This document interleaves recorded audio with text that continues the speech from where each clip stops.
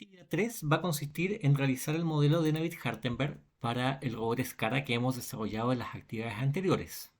Si han descargado el archivo de taller 3 que quedó en la descripción de este video, van a encontrar junto con un cuaderno de Jupyter Notebooks que vamos a trabajar a continuación, un modelo del robot Scara, una escena de Coppelia Sim para el robot Scara que se llama Scara-DH y que es el que tenemos que abrir desde Coppelia Sim para trabajar en esta actividad. Abro la escena y nos vamos a encontrar con el modelo de robot que hemos desarrollado en las actividades previas, pero que ya está bien ajustado, está exactamente alineado en el origen del sistema de coordenadas del mundo y por tanto lo tenemos en condiciones para trabajar en el modelo de Navier-Hartenberg de este robot articulado que nos va a servir para complementar los aprendizajes teóricos que hemos venido desarrollando previamente. Quiero primero hacer un pequeño esquema, un sketch de este robot que lo vamos a ir trabajando conceptualmente y luego encontrando los parámetros que nos van a permitir realizar este modelo. Si trabajamos con una plantilla de dibujo, simplemente para comprender cómo está estructurado este modelo, ya hemos visto previamente que el modelo consiste en una base de robot, la voy a destacar para saber cuál es, una base de robot y dos articulaciones, una articulación que se mueve verticalmente, otra articulación link 2 que es un primer eslabón rotacional y otro eslabón rotacional que le llamamos link 3, todos los cuales se mueven a su vez en torno a la base. Conceptualmente, este robot, si lo dibujamos tomando las referencias con coordenadas, tenemos una coordenada X de origen, por acá la vamos a dibujar, una coordenada Y que corresponde por supuesto perpendicular a esta, estoy utilizando el color equivocado, utilizamos verde para la coordenada Y, aquí está, y una coordenada Z vertical que corresponde a las coordenadas de base. Sobre estas coordenadas de base existe una rotación que siguiendo la regla de la mano derecha gira en torno al eje Z, en torno a ese eje, y allí existe un primer grado de libertad del robot que le estamos llamando Q1, una articulación rotacional en torno a la base que es en el esquema de Coppelia-Sim esta articulación rotacional que corresponde al joint 1 que está aquí en el origen. Sobre esa articulación del joint 1 se ancla el link 1, que es toda esta pieza superior, y esta pieza superior gira en torno a esa articulación tomando los valores de Q1. Sobre esa articulación encima de esta existe un joint 2, que es una articulación lineal. Ese joint 2 está un poco más arriba, entonces lo vamos a dibujar acá. Un poco más arriba existe un nuevo sistema de coordenadas. Cambio de color para dibujarlo como corresponde. Un nuevo sistema de coordenadas que contiene una nueva X, un nuevo sistema de coordenada X, un nuevo sistema de coordenada Y que apunte en esa dirección, dependiendo por supuesto del ángulo Q1, y un nuevo sistema de coordenadas Z que es la base para el segundo articulación. Si empezamos a ponerle nombres correspondientes a esto, vamos a cambiarle también de nombre. Este sería un X0 y este sería un X1. Este sería un I0, este sería un I1 y este sería un Z0 que lo diferencia del Z1 que corresponde a la siguiente articulación. ¿Cuáles son los elementos que están aquí involucrados? En este punto tenemos el joint 1 de nuestro robot. En este punto aparece el joint 2 de nuestro robot. Y aquí, por supuesto, corresponde todo este espacio el link 1. ¿Qué surge de este espacio? Bueno, va a surgir esta pieza, toda esta pieza que se ubica en el extremo con una ubicación y una orientación súper distinta y que va a depender de la posición tanto de la articulación Q1 como del joint 2, que es una articulación prismática, por tanto que se extiende, voy a cambiar de color al azulito, que se extiende antes de llegar a la posición de la siguiente articulación, que es el joint 3, este que está aquí. Y este joint 3 va a dejar en su extremo un nuevo sistema de coordenadas x3, un nuevo sistema de coordenadas y3 y un nuevo sistema de coordenadas z3. Vuelvo a cambiar de color para que no nos confundamos con la notación normalizada en robótica.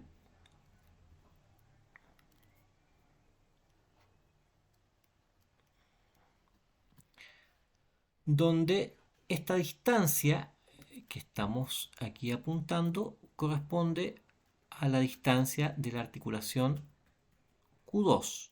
Si bien el Q1 era una articulación rotacional en torno al primer sistema de coordenadas, la segunda articulación, que corresponde al Z1, entrega un movimiento lineal, una distancia de desplazamiento que puede variar libremente según un valor Q2 que corresponde a la magnitud, al valor de la articulación rotacional del joint 2.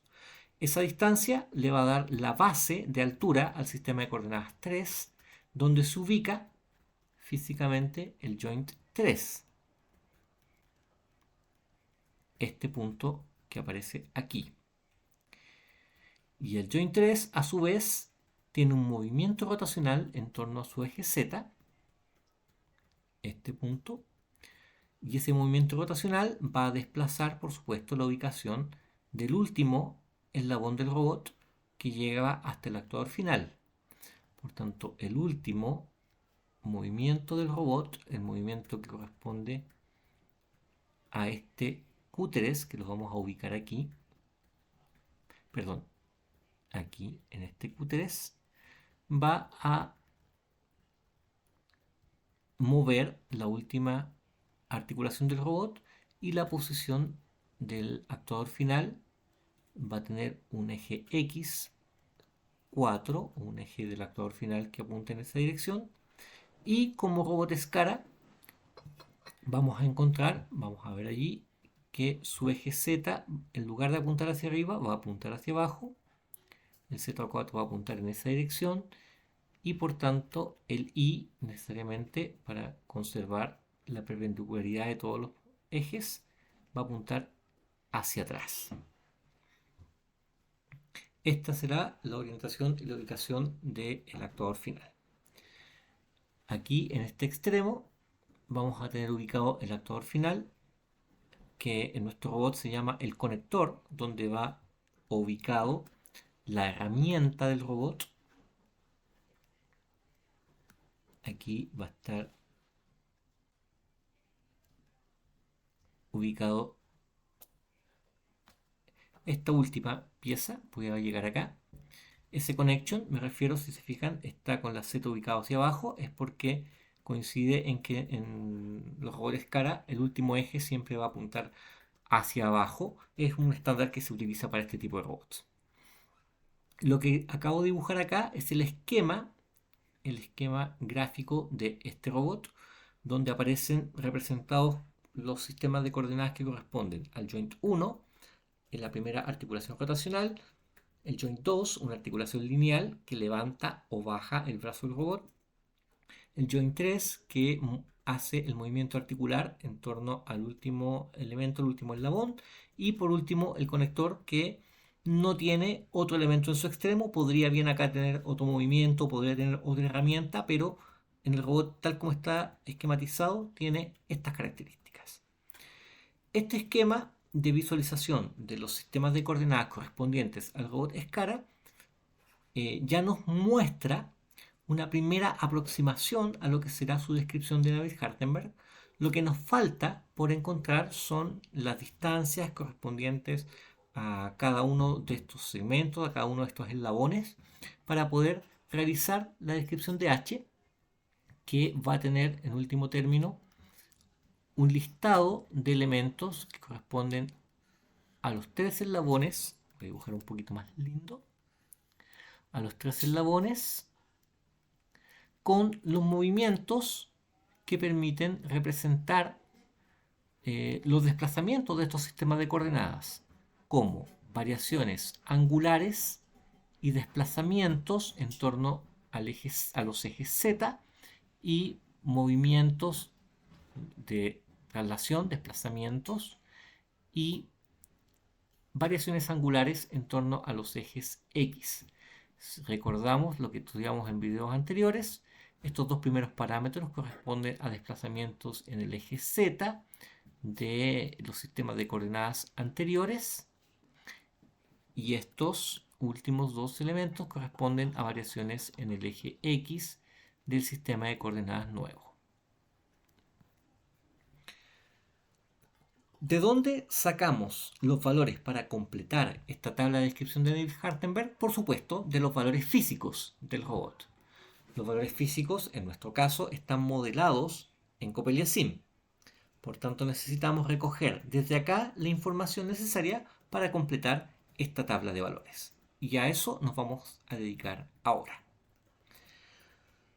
Los valores, como hemos visto en el esquema, están dados fundamentalmente por las posiciones de los eslabones. Las transiciones entre un sistema de coordenadas y otro están dados por el joint 1, el joint 2, el joint 3 y el conector final. En nuestro esquema físico del robot aparecen más elementos. Aparecen los eslabones en sus formas físicas, visibles o invisibles. Y aparece, por supuesto, la base física del robot. Pero para la descripción de Navier-Hartenberg nos interesan las ubicaciones y las coordenadas de las articulaciones y del elemento final. Por tanto, del esquema físico de Coppelia voy a aislar cada uno de los eslabones, los voy a seleccionar, perdón, cada una de las articulaciones las voy a seleccionar y el conector final, y los voy a llevar copiándolos, control C, a otra escena nueva, donde voy a dejar únicamente estos elementos que son de interés. Mantengo en estos elementos de interés la jerarquía de padres e hijos de los elementos de Coppelia, de unos dependientes jerárquicamente de otros. Esto lo necesito porque, puesto que si existe un movimiento de uno de ellos, todos los elementos jerárquicamente dependientes de este deben moverse en consecuencia con el primero.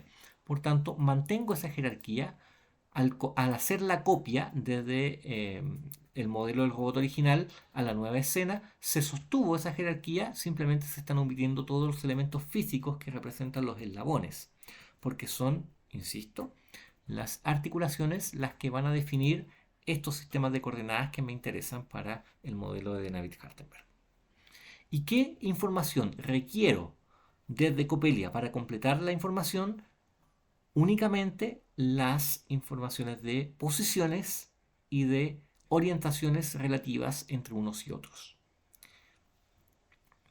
Luego, una vez que ya he aislado estos elementos, procedo simplemente a identificar cuáles son las posiciones y orientaciones relativas, y con eso completamos la descripción de Navier-Hartenberg. La primera articulación, el joint 1, que es la base de todo estos sistemas de coordenadas, está en nuestro modelo ubicado exactamente en el origen del sistema de coordenadas. Me refiero al origen del sistema de coordenadas de mundo. Hemos trabajado esto antes, ya por tanto sabemos a qué nos estamos refiriendo. Luego, la ubicación de esta no tiene ningún desplazamiento y el link 1 parte del sistema de coordenadas del mundo hasta el término del link 1, que si miramos en nuestro robot va a significar la transición o todo el desplazamiento entre la base del sistema de coordenadas del mundo y la ubicación de la siguiente articulación. El desplazamiento entre la base para llegar al link 1 va a representar la primera línea de nuestra representación de Dynavit-Hartenberg.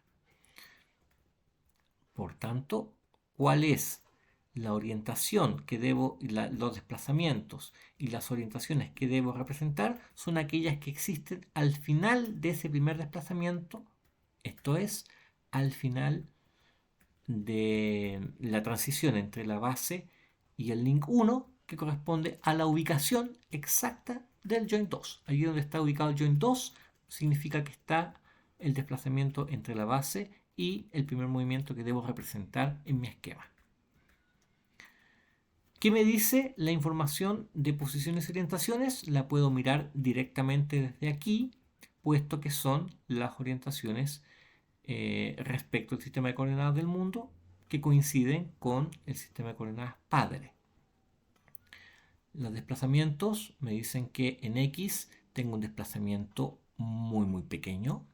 Esto, insisto, está, como hemos visto en otras actividades previas, estos valores tan pequeños están en el margen de error numérico nomás de las simulaciones de Coppelia y podemos representarlas como 0. Si lo miramos en términos de valores absolutos en coordenadas, están, fíjense, en magnitudes de 10 elevado a menos 7.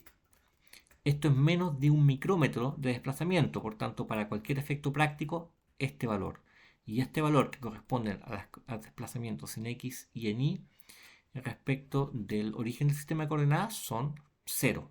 El único desplazamiento que realmente es numéricamente significativo es este valor, el desplazamiento en Z, que corresponde justamente a lo que podemos observar visualmente, la altura del joint 2 respecto del joint 1.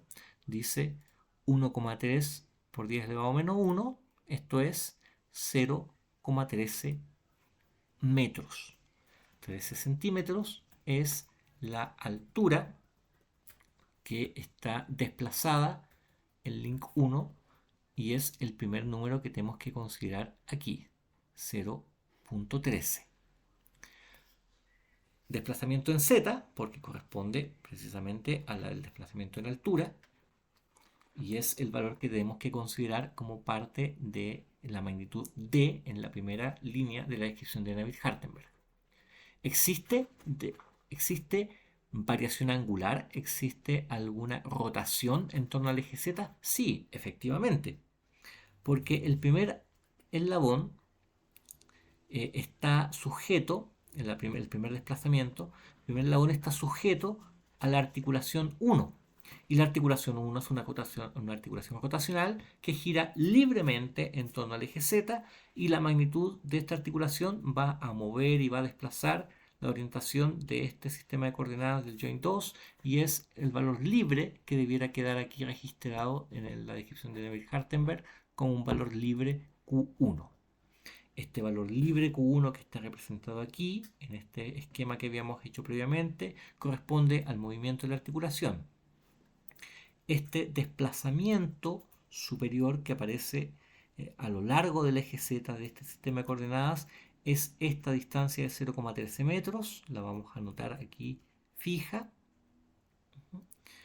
y aparece la primera parte de desplazamiento del link 1 como un movimiento libre rotacional y un desplazamiento fijo de 0,3 metros, 0,13 metros, que es lo que ubica la articulación 2 en esta parte.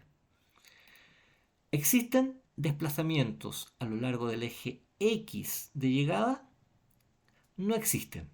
No existe ningún movimiento de esta articulación. Esta articulación no se desplaza sobre el eje X, a lo largo del eje X del movimiento de la articulación de llegada, del sistema de coordenadas de llegada. Tampoco existe rotación en torno a ese eje. Por tanto, los dos siguientes valores de la descripción de Dynavit-Hartenberg son 0 para este caso. La primera línea queda completa de esta forma, tomando como referencia los parámetros en relación a la primera articulación, la que está justo puesta en el origen, que coinciden con las coordenadas del mundo. La descripción de Dynavit-Hartenberg para el primer eslabón representa En síntesis, el desplazamiento desde la base del robot, desde el origen del sistema de coordenadas del mundo, hasta la articulación que está justo encima de este. Completada la siguiente articulación, verificado que no existen más desplazamientos ni rotaciones que las que ya están descritas, pasamos al siguiente eslabón. El link 2 va a corresponder a este segmento. ¿Cómo transito desde este punto, que fue la llegada de la primera transición de la descripción de David Hartenberg, cómo transito de este sistema de coordenadas hasta aquel punto donde está ubicado el joint 3? Para llegar de este punto al punto donde está el joint 3, visualmente y siguiendo el esquema que hemos hecho previamente, vemos que existe un desplazamiento a lo largo del eje Z del sistema de coordenadas anterior y un desplazamiento también a lo largo de este eje X que se desplaza primero arriba y luego hacia adelante. ¿Cómo describimos eso en la representación de David Hartenberg? Bueno, primero miramos si existe alguna rotación en torno al eje Z del sistema de coordenadas de salida. El sistema de coordenadas de salida, para este caso, es Z1. Puesto que la articulación del joint 2 es prismática, esta no gira en torno a Z, sino que únicamente se desplaza. Por tanto, no existe ninguna rotación en torno a ese eje y el primer número es 0. Por supuesto que existe un desplazamiento, porque eso es el efecto que hace la articulación. Y ese desplazamiento es libre, es el valor que le demos a la articulación 2. Por tanto, aquí damos un valor un valor libre, Q2, que corresponde al desplazamiento a lo largo del eje Z del sistema de coordenadas de salida. El primer sistema de coordenadas no rota, pero sí se desplaza y así queda representado en la descripción de David Hartenberg. Si solo tuviéramos esos movimientos, tendríamos temporalmente un sistema de coordenadas ubicado aquí, donde aparece un Z temporal, donde aparece un X desplazado en ese sentido y un Y empujado para acá. Y una vez que estamos aquí, vemos que tenemos que desplazarnos hacia adelante en X. ¿Cuánto tenemos que desplazarnos hacia adelante en X? Tenemos que desplazarnos la longitud del eslabón que va entre este punto y el lugar donde se ubica el joint 3. Si volvemos a la simulación de Coppelia, nos referimos a este eslabón, al eslabón que lleva entre la articulación que mueve verticalmente y la que lleva hasta el extremo aquí. ¿Cuál es esa magnitud? La miramos desde el joint 3. Pero para mirar los desplazamientos del joint 3 no los puedo mirar respecto del origen, pues su sistema de coordenadas no es el origen del sistema de coordenadas del mundo, sino el joint 2. Para eso, desde la ventana de posición, no lo mido sus posiciones desde el mundo, sino que las mido desde su parent frame. Si las leo desde su parent frame, veo cuáles son las coordenadas del joint 3 respecto del joint 2, pues ese es su parent. Y me dice que se desplaza 2 por 10 elevado a menos 1, es decir, 0,2 metros en X. Esta magnitud elevado a menos 7 es 0. Y esta magnitud elevado a menos 5 es 0 también para cualquier efecto práctico. Por tanto, el único desplazamiento significativo es los 0,2 metros en X, que corresponden precisamente a esta magnitud de desplazamiento, que la voy a anotar acá como 0,2, y que corresponde a la traslación a lo largo del eje X, que es la que se ubica como magnitud A. ¿Existe rotación a lo largo del eje X o en torno al eje X? No existe, porque si fuera así, entonces los ejes Y y Z apuntarían en direcciones diferentes a las que tienen. Como mantienen sus orientaciones anteriores, Z apunta hacia arriba, igualmente que apuntaba el sistema original, entonces no existe rotación en torno al eje X y la última magnitud de esa línea es 0. Queda por tanto completada la segunda línea de la descripción de Navier-Hartenberg, que corresponde a el link 2. El link 3 me va a representar de qué manera se transforman las coordenadas desde este punto hasta el actuador final. ¿Cuáles son las coordenadas relativas del actuador final respecto del sistema de coordenadas de origen, que es el join 3? Las vemos también de la misma forma que lo vimos anteriormente. Las leemos directamente desde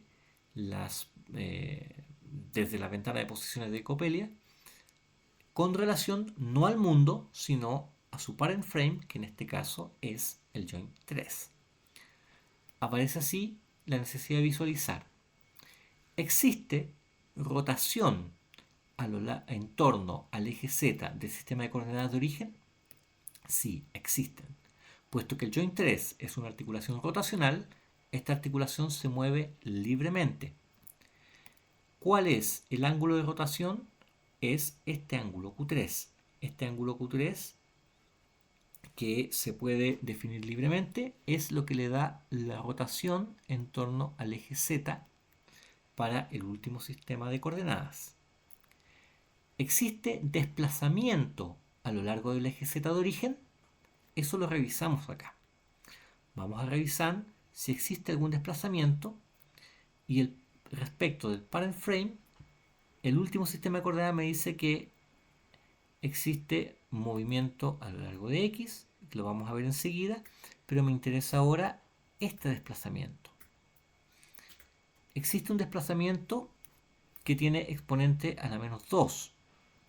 Esto es 0. Si le miramos la magnitud, es 0.0519 metros. Esa magnitud la verdad es que es significativa, por tanto no la podemos despreciar. Está en la magnitud de los centímetros. Luego eso lo vamos a considerar. Sin embargo, lo vamos a aproximar menos 5.199 menos 5.2 menos 0. Lo vamos a ubicar aquí como menos 0.052 metros. Esa magnitud no es tan pequeña como para despreciarla. La tenemos que considerar. Son 5.2 centímetros, por tanto la dejamos allí representada en la expresión de Navier-Hartenberg. Existía un desplazamiento a lo largo del Z antiguo. Si solo existiera eso, nos hubiéramos tenido que desplazar un poco hacia abajo. Y de hecho esta representación, vamos a aprovechar de borrar un poquitito, porque no está directamente saliendo del eje X anterior, sino que existe un desplazamiento un poco hacia abajo, así, y luego llega al sistema de coordenadas nuevo. Esa distancia que acabamos de dibujar aquí, que lo observamos en el modelo de Copelia, esa distancia, son los menos 0.052 metros. Y vemos que existe además un desplazamiento hacia adelante a lo largo del eje X. ¿Cuánto es ese desplazamiento? Lo miro acá y le dice que el desplazamiento en X son 1,999, o sea, 2 por 10 a la menos 1, 0,2 metros. Esa es la magnitud que aparece acá dibujada, 0.2 metros, que corresponde al desplazamiento a lo largo de X. Lo vamos a representar aquí, por tanto, 0,2 metros. Pero además de eso, vemos que en el sistema de coordenadas de llegada, los la orientación de los ejes X y Z es distinta de la ubicación de salida.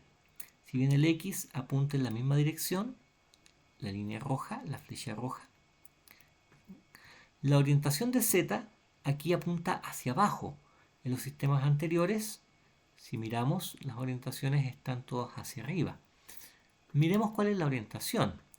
La orientación la represento, la observo desde la ventana de orientaciones respecto de sus ejes anteriores.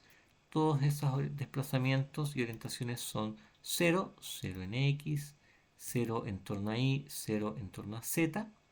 Pero para el último sistema tengo una magnitud de 180 grados en torno al eje X. Esa rotación de 180 grados en torno al eje X es la que cambia de que la orientación original de Z, que es hacia arriba, que la vuelve hacia abajo, es precisamente ese giro de 180 grados en torno al eje X.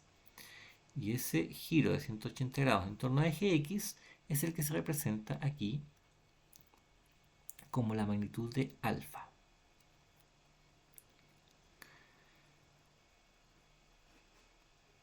Completando entonces la tabla de la descripción de Navier-Hartenberg, a partir de la información que nos entrega Coppelia, tenemos los desplazamientos y orientaciones de cada uno de los tres eslabones. El primer eslabón corresponde solo a una rotación en torno al eje Z del primer eslabón que mueve todo el conjunto del robot de lado a lado. Existe un desplazamiento fijo que eleva el sistema de coordenadas desde la base hasta la ubicación del joint 2 y nada más, no existen desplazamientos ni rotaciones a lo largo de X. El joint 2, por su parte, simplemente se eleva o contrae a lo largo del eje Z, que es esta magnitud libre Q2, pero además desplaza a lo largo del eje X una magnitud fija, que es la longitud del eslabón, que aparece aquí representada. En tanto, el tercer eslabón, al mismo tiempo que baja un poco en altura, una magnitud fija, esta de 5,2 centímetros, gira en torno a este eje Z con un ángulo libre Q3, que se representa aquí, se extiende a lo largo del eje X una distancia fija 0,2 metros, que es la longitud del eslabón, y además rota un ángulo fijo de 180 grados que cambia la orientación del eje Z, en lugar de apuntar hacia arriba, apuntando hacia abajo, hacia el piso de la posición del robot. A partir del análisis de la posición de las articulaciones y el actuador final, fue que pudimos ubicar los parámetros de la descripción de Navier-Hartenberg para este robot Scara. Una vez que tenemos esta descripción, vamos a poder hacer el modelo matemático de este robot y vamos a ser capaces, por tanto, de representarlos en función de su matriz de transformación de coordenadas homogénea y a partir de ello trabajar la cinemática de robots, que es lo que vamos a trabajar en las siguientes actividades. Para resumir simplemente, el modelo de Navier-Hartenberg se extrae desde las dimensiones físicas del robot, desde la ubicación real de sus articulaciones, y son estas las que van determinando la transición de los sistemas de coordenadas para llegar desde la base hasta el extremo del robot. En Coppelia nos apoyamos de esto extrayendo del modelo únicamente las articulaciones, que son las que fijan estas posiciones, aislamos la ubicación de los eslabones, la llevamos a una nueva escena para ubicarlos visualmente en forma más simple y para poder identificar también mucho más fácilmente en forma relativa las posiciones y las articulaciones relativas unas a otras. Esperamos que con esto tengan ya una idea de cómo llevar adelante la descripción de Navier-Hartenberg de un robot, cualquiera este sea, pero nuestro modelo de robot Scara nos sirvió una vez más para asimilar estos conceptos, para asentarlos como contenido que nos va a servir para continuar con nuestro estudio de la cinemática de robots. Continuamos luego con el modelamiento matemático ya de nuestros robots y luego y a continuación con definir los movimientos y las ecuaciones cinemáticas para este. Así que continúen con las siguientes actividades.